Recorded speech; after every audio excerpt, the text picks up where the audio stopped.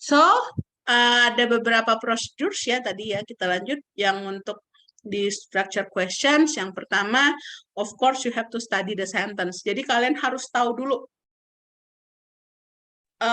kalimat itu mintanya apa, kalimat itu nyarinya apa. Kayak tadi ya yang dicontoh, yang hilang adalah verb. Maka kalian harus carinya yang verb. Gitu. Kemudian pelajarin jawabannya, mana jawabannya itu yang paling cocok dengan yang kamu cari. Kalau memang jawabannya tadi yang dicari adalah verb, kayak yang tadi, yang adverb, yang adjective, kalian bisa eliminasi. Ya, itu untuk structure questions. Terus jangan pernah coba mengeliminasi jawaban yang salah cuma dengan lihat jawabannya.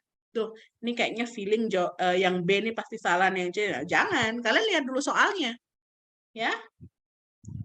Jadi lihat dulu soalnya, cek dulu yang dicari apa, yang diminta apa, apakah jawabannya itu memberikan apa yang kalian minta. Gitu. Ya. And then itu untuk yang structure. Kalau untuk yang written expressions tadi you know ya what you have to do, you have to find the incorrect one. Oke? Okay? Untuk structure ada pertanyaan? Clear enough. Ya. Kalau clear enough, we will go to the next examples is the reading comprehensions. Di reading ini, honestly, ini bagian yang saya nggak terlalu banyak bisa kasih tips, nggak terlalu banyak bisa kasih strategi, karena tugas kalian adalah membaca, kemudian menemukan jawaban di dalam bacaan tersebut. That's the reading comprehensions. Miss, gimana mau jawab kalau nggak ngerti apa yang dibaca? Nah, yang itu. Biasanya kendala dari test taker adalah nggak ngerti apa yang dibaca. Ya, di reading comprehensions nggak ada bagian-bagian.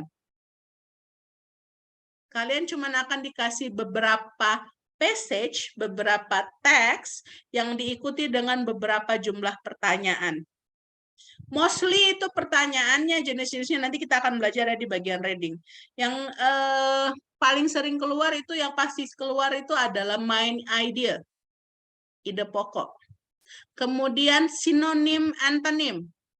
Sinonim dari kata sekian adalah apa? Yang dimaksud dengan kata ini adalah apa? Kemudian biasanya kalian juga akan diminta untuk share your idea about the passage gitu ya. Jadi kayak contoh di reading ini yang bisa sampaikan, misalkan kayak ini nih, ada reading di sini, ada beberapa hal yang harus kalian perhatikan itu di dalam soal tes TOEFL. Nanti kalian akan ketemu angka-angka kayak gini di readingnya. Apa yang dimaksud dengan angka-angka ini? Ya. Angka 5 di situ berarti menunjukkan itu adalah baris kelima dari paragraf tersebut.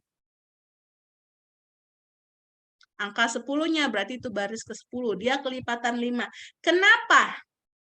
Kenapa kalian perlu dipandu dengan angka-angka tersebut? Karena nanti akan ada soal, misalkan ya, teksnya itu terdiri dari 25 sampai 30 baris misalkan.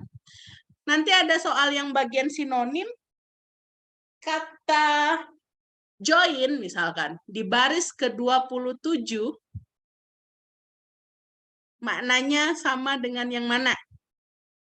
Apakah kalian harus ngitung dari awal tuh, mana baris ke-27? Enggak kan?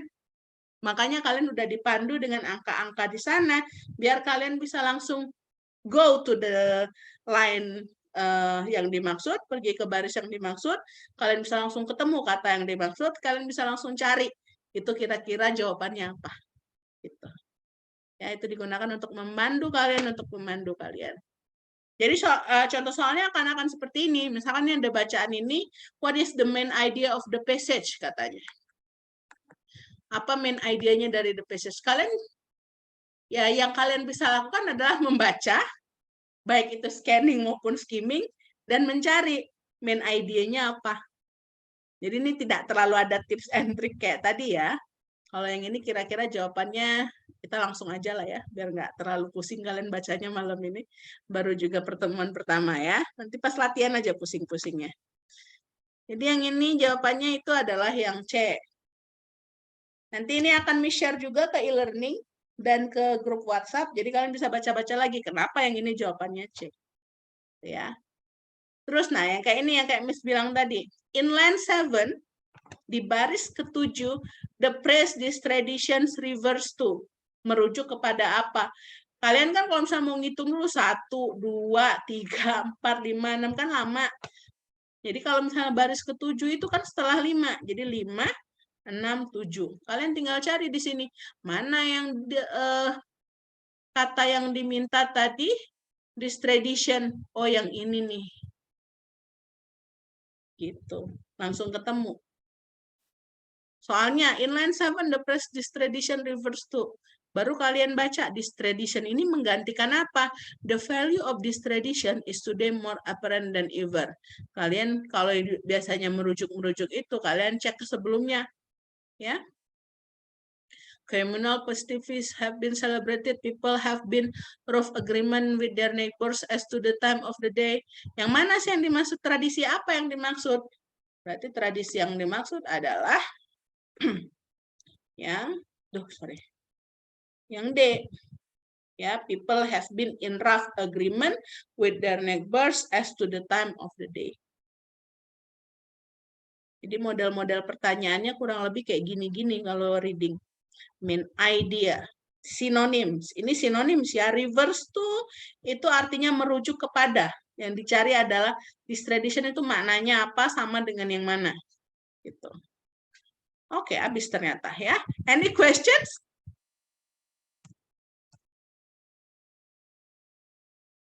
Ada pertanyaan?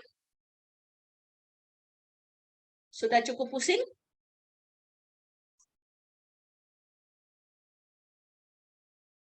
Jadi itu ya.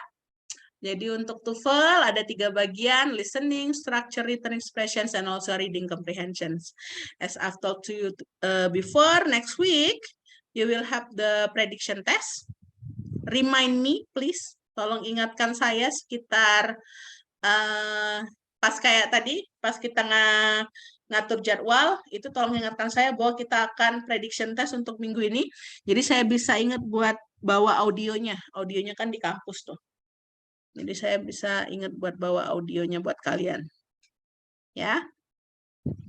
Ada pertanyaan?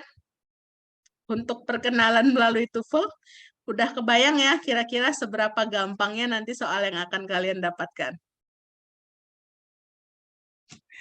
Jadi nanti Miss akan sharekan juga, Miss openkan dulu buat kalian. Jadi, mana ya? Sebentar.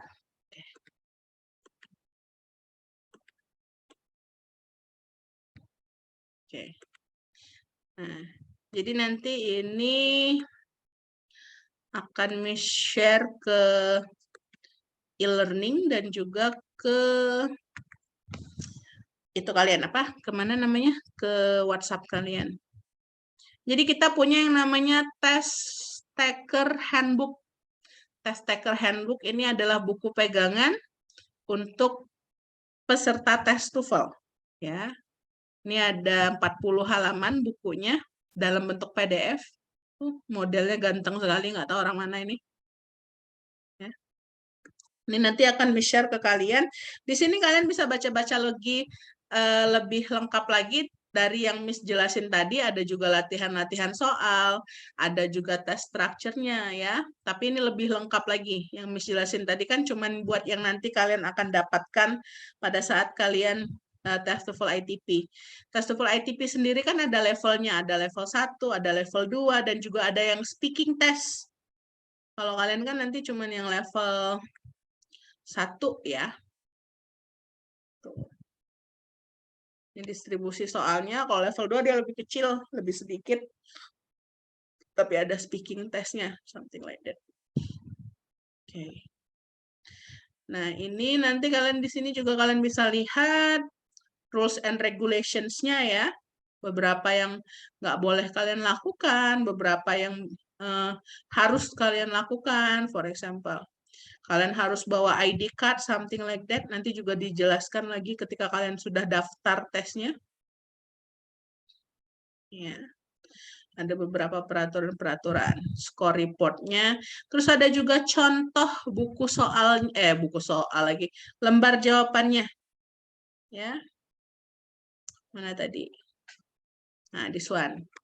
Jadi lembar jawabannya itu nanti seperti ini ketika kalian tes TOEFL ITP. Ada beberapa bagian yang harus kalian isi, ada name, student number, date of birth gitu ya.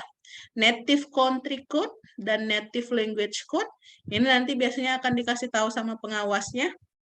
Native country code untuk Indonesia itu apa, native language code untuk Indonesia itu apa. Kalian harus lengkapi. Nah, ini lembar jawabannya like this. Ya, dibulet-buletin nantinya. Di belakang lembar jawaban nanti juga ada semacam kuesioner ya. Ada pertanyaan kuesioner yang harus kalian jawab. Tapi ini tidak akan mempengaruhi nilai. Cuman buat mengecek sudah seberapa jauh pemahaman kalian tentang bahasa Inggris. Itu kurang lebih. Nanti ini Miss share juga ke kalian. So you can read it by yourself. Nah, di sini juga ada appendicesnya, ada country codes tadi, native country codes. Kalian bisa cari Indonesia ada di kode 265. Ya. Terus kita ada native language code. Ada di berapa nih? 428 if I'm not mistaken atau 328. Indonesia. Tuh, nggak ada. Ada deh 328. Ya. Ini untuk mengisi yang tadi. Dan di sini juga ada latihan-latihan soal kayak yang tadi, practice questions. Kalian bisa latihan juga di sini nanti selain latihan yang saya kasih nantinya ya. Di sini lebih banyak soal latihannya. You can read it by yourself. Nanti Miss share ke grup WhatsApp kalian dan Miss upload ke e-learning. Tuh, banyak ya latihan soalnya. Alright. Any questions? So far. So good. So pusing? Siapa yang sudah pusing? Baru lihat latihannya. Baru dikasih awalannya yang sudah pusing. Jangan nyerah dulu ya. Gaby jangan kasih bendera putih dulu ya, Gab. Harus bisa. Minggu depan kita cek skor prediction kalian berapa. Semoga nanti in the end of the semester skor kalian lebih besar daripada skor prediction testnya.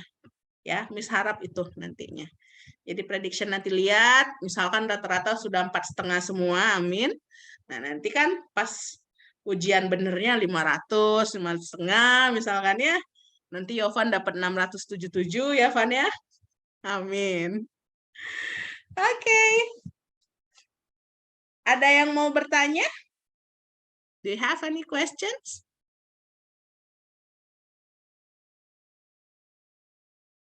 No? Cukup? Cukup? Kalau nggak ada yang mau tanya, bisa saya cukup buat hari ini. Ya. If you don't have any questions, I think enough for today's Zoom meeting. Nanti kita ketemu lagi nanti minggu depan in the next Zoom meeting dengan schedule-nya adalah your prediction test. Ya, TOEFL prediction test. Please remind me when we arrange our schedule, sama kayak minggu kemarin ya, tetap di arrange schedule-nya, kalian bisanya hari apa untuk minggu depan. Nanti kita teskan kalian ya. Jadi untuk yang Zoom-nya, untuk listening, sisanya nanti kalian kerjakan sendiri di rumah. Di rumah, ya benar di rumah. Ya. Oke. Ada yang mau ditanyakan? Tidak ada? Kalau nggak ada, cukup ya. We dismiss the class. Thank you for tonight. See you next meeting. Goodbye and assalamualaikum warahmatullahi wabarakatuh. Waalaikumsalam warahmatullahi wabarakatuh. Thank you, Miss. Thank you ya. Bye-bye. Bye. Jangan stres dulu ya, belum baru awal ini ya. Masih panjang perjalanan untuk tes TOEFL ini. Oke, thank you. See you.